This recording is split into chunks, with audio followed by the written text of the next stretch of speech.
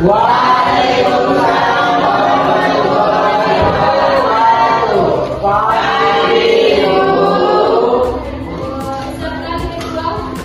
Baik, seluruhnya siap, Prof. Sebelum kita memulai pelajaran, marilah kita berdoa menurut agama dan kepercayaan kita masing-masing. Berdoa dimulai.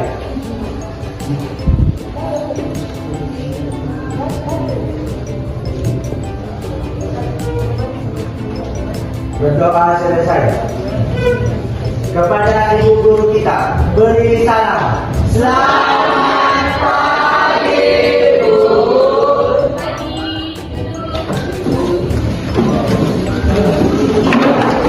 Bagaimana kabar ibu semuanya? Apakah sehat? Alhamdulillah sehat, Bu. Sebelum kita mulai pelajarannya, tolong diperhatikan dulu di bawah meja masing-masing apakah ada sampah atau tidak. Agar pembelajaran kita berlangsung dengannya. Sudah? Nah, ibu absen dulu. Arya tahu. Linda. Ezra. Hai, Pak Bu. Kenapa? Gak ada kabarnya. Gak ada kabar. Elman. Emi. Farel. Hadir, Bu. Rita. Fitria. Hendra. Hesti. Ilham. Yolanda. Sheila.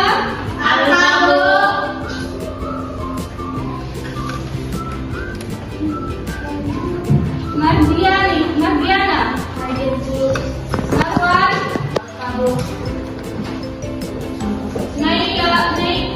Naya. Nurjana.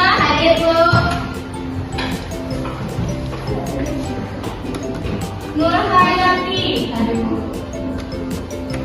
Tison. Ferdi. Yakin? Apa itu? Ricky. Apa? Hadir, Bu. Rizky. Proses. Rizka. Sakia.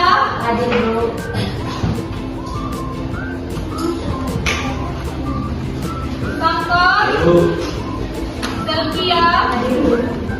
Widiati. Wilsa. Viola. Hakim. Apa itu? Yulgimas. Hadir, Bu. Yustiani. Febriansa. Nurhandi. Nah, Ibu, Elsa, Ibu. Siapa namanya? Elsa. Oh, udah. Semoga teman-teman kalian yang sakit disembuhkan penyakitnya ya. Amin. Nah, selanjutnya Ibu mau memperlihatkan sebuah gambar. Coba kalian lihat.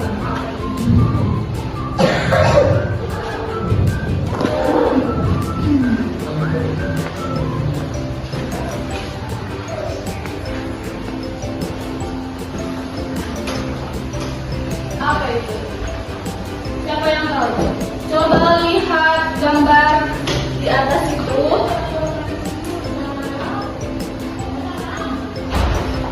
Tentang apa itu?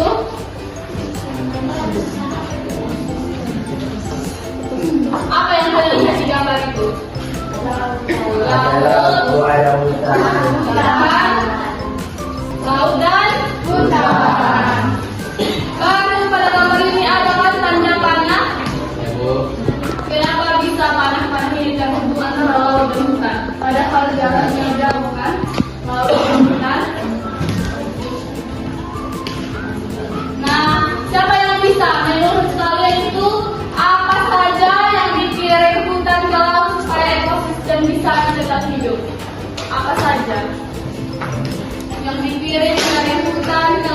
supaya ekosistem ini tetap hidup?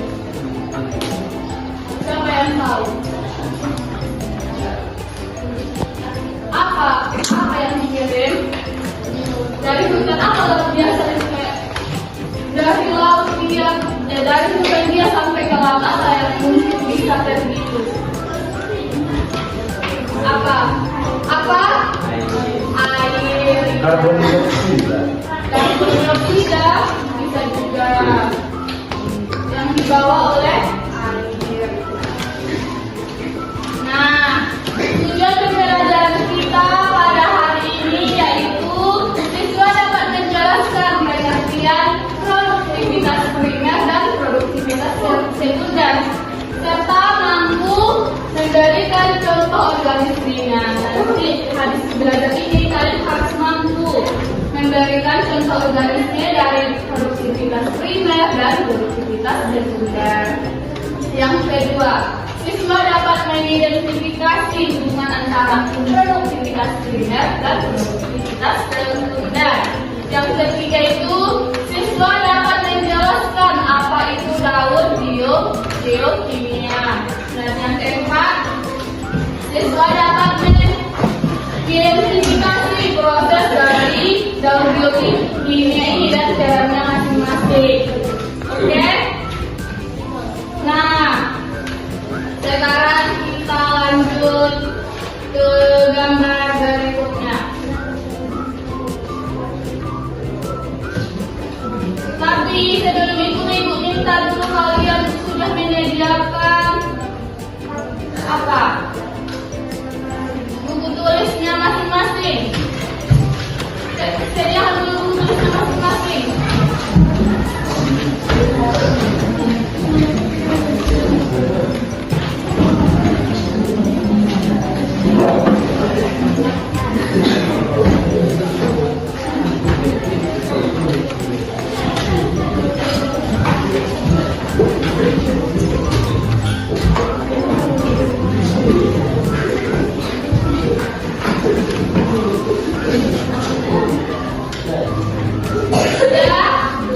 Coba lihat ke depan. Di sini ada gambar rangkaian daur biokimia. Apa itu di sini? Apa yang dapat kalian lihat di sini? Apa? Manusia. Apa lagi? Hati. Apa lagi? Pangan. Pabrik. Pohon. Ikan paus. Matahari. Apa lagi? Gunung. Awan. Tanah. Laut dan gunung. Banyak kan? Ya, Bu. Nah, dari sini apa yang bisa kalian simpulkan? Apa yang mau kita belajar tadi? Proses apa? Proses apa? Proses daur air, daur karbon. Banyak ya. Nah, di sini Ibu mau menampilkan, kalian catat apa isi video itu ya di buku tulisnya. Nanti Ibu tanya apa isi dari video itu. Siapa yang nggak dapat kita kasih punishment. Oke? Disimak dan dicatat isinya. Kemudian asal menempatkan ketika waktunya kadar gas sama dengan pH di bawah 5,6 sehingga air hujan asam lebih asam dibandingkan air hujan biasa. Air pada hujan asam akan meningkatkan keasaman dan air permukaan yang tentu dapat membahayakan kehidupan kita, tumbuhan, dan manusia. Nah, kalau teman-teman fenomena hujan asam ini merupakan hasil dari proses daur ulang permukaan perpindahan unsur-unsur kimia melalui hidup dan lingkungan abiotik seperti tanah dan air lebih disebut dengan biokimia. Proses lain dalam biokimia itu adalah menjadi bioekosistem. Nah, proses terjadi terus yang disebut biokimia. Tonton videonya sampai selesai ya. Nah, teman-teman, sebelum sudah kita pelajari teori biokimia, maka itu menjadi pada satu ilmunya melalui lingkungan yang tiga hidup dan tanah dan air. Artinya dalam biokimia untuk unsur kimia yang sudah terpakai tidak hilang kembali lagi ke alam dalam satu siklus. Bicara.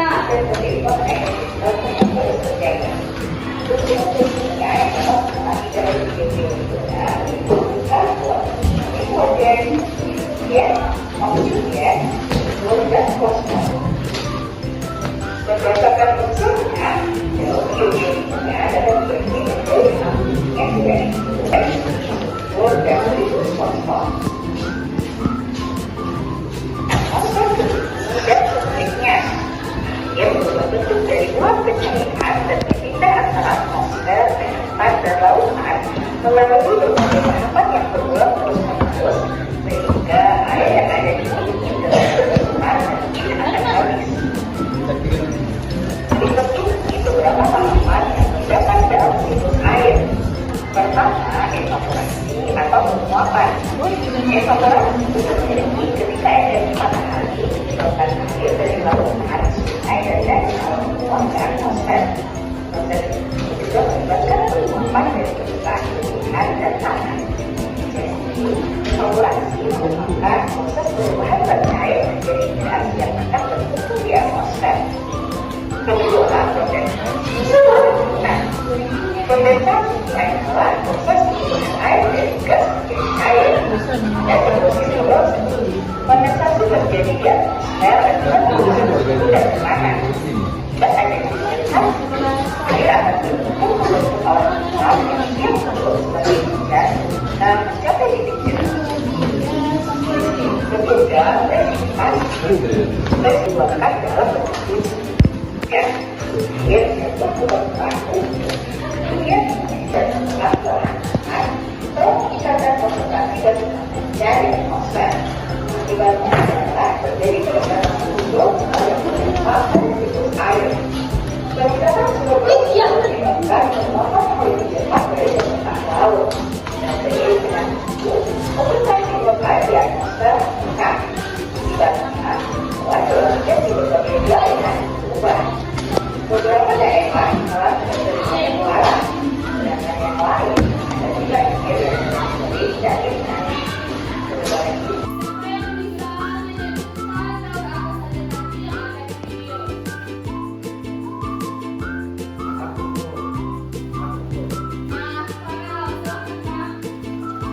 Ada daun karbon, daun nitrogen, daun air, daun fosfor, daun mineral atau sulfur. Ya, Bu. Ya, betul. Beri tepuk tangan. Nah, pada video tadi itu kita hari ini kesehatan juga. Di sini ada namanya produktivitas.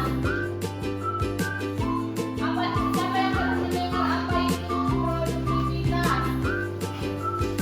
Karena kalian mendengar produktivitas, katakan apa itu produktivitas? Siapa yang tahu? Apa tadi? Tidak ada yang tahu. Produktivitas. Nah, produktivitas itu segala yang dihasilkan oleh produsen seperti tumbuhan hijau, alga, atau plankton. Melalui yang namanya fotosintesis. Nah, produktivitas itu terbagi menjadi dua. Ada produktivitas aktivitas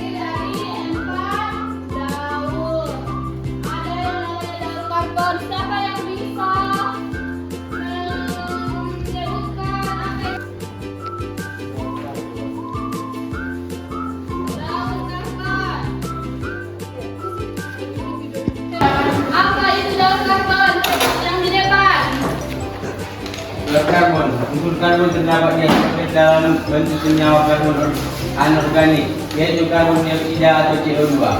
Senyawa organik atau CO2 baik di darat maupun di air akan diubah oleh produsen menjadi senyawa karbon organik melalui proses fotosintesis disertai penyimpanan energi yang berasal dari radiasi cahaya matahari. Nah, itu ya.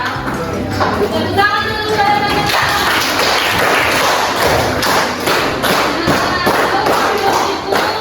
Karbon yang diserap oleh tumbuhan melalui fotosintesis dan dilepaskan kembali melalui respirasi. Pembusukan dan apa tadi yang video Nah, lanjut. Apa itu daur air? Siapa tadi yang bisa? Yang di belakang. Daur air.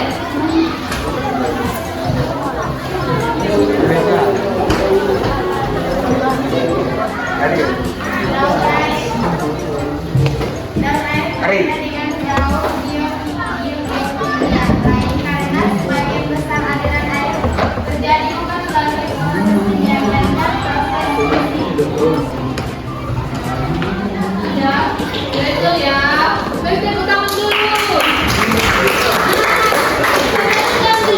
Siapa yang tahu proses pada daur air tadi ada di video? Proses yang terjadi pada daur air. Siapa yang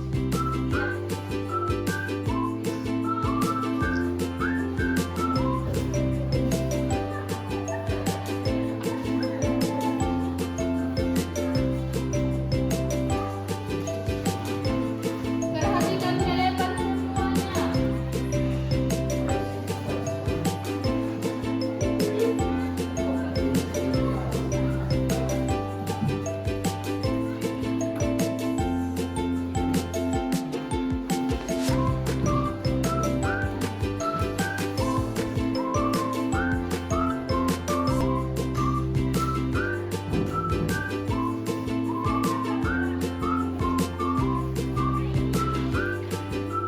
Sudah? Kasih tepuk tangan semuanya.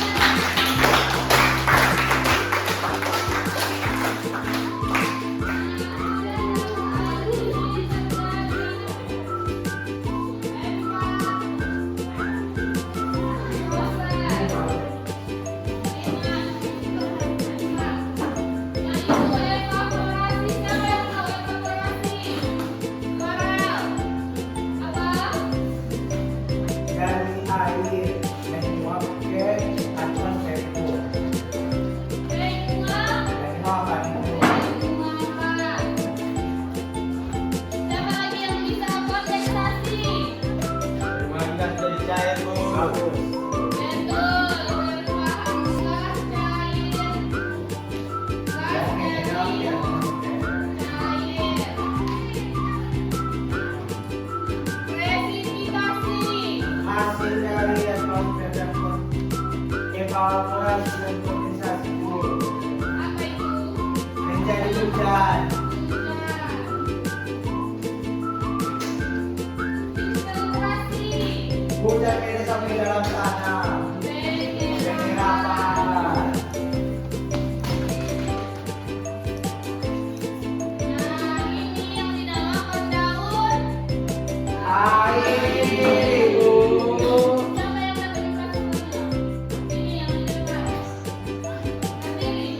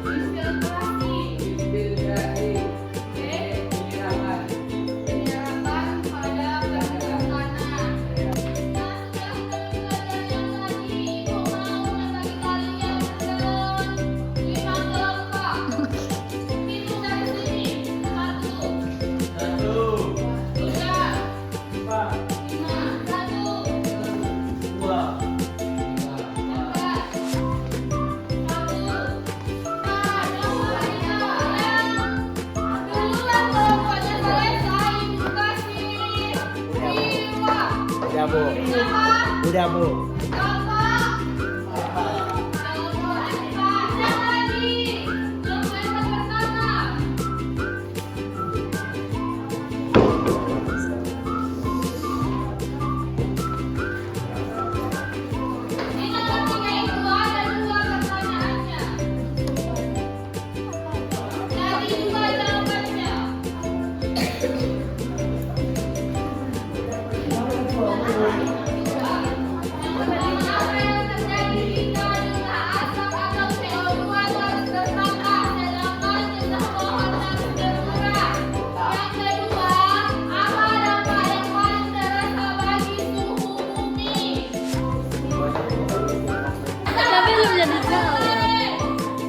Udah bu.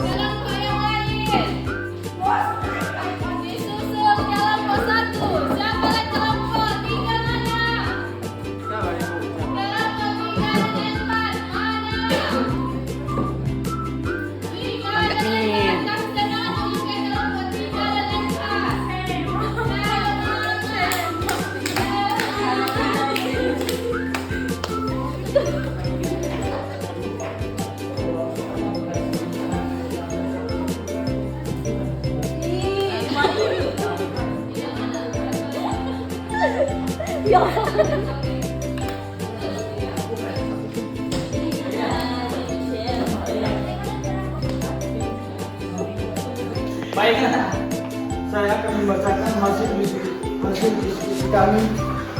Nomor 1, PPK 100% dikurang PDB 30% sama dengan 70%. 2, daun air laut menyerap menjadi awan dan turun menjadi hujan. Laut karbon, tumbuhan menyerap CO2 dan fosfat oksigen. Laut nitrogen, lantai di atas kacang-kacangan membantu menyuburkan tanah. Nomor 3, suhu bumi menjadi panas.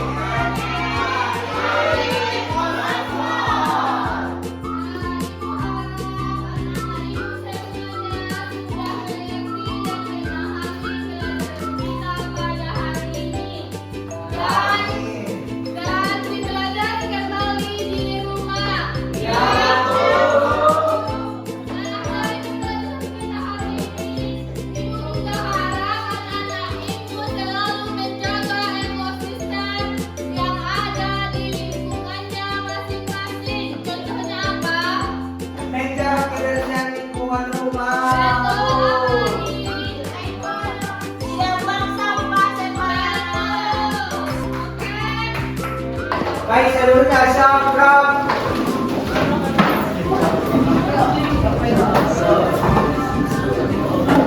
Sebelum kita mengakhiri pembelajaran, marilah kita berdoa menurut agama kita masing-masing. Berdoa dimulai.